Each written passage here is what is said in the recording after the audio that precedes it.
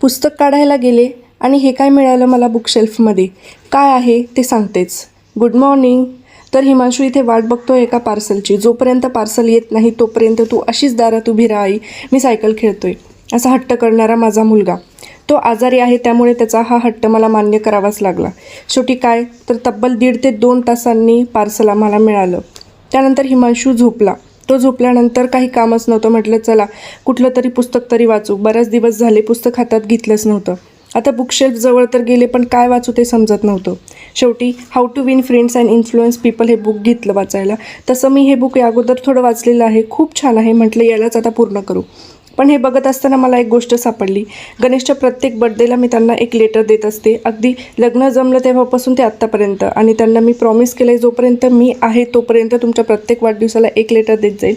आणि त्यात आपण एका वर्षात काय काय गोष्टी अचीव केल्यात आणि आपले सगळे सुखदुःख मी त्याच्यात लिहील.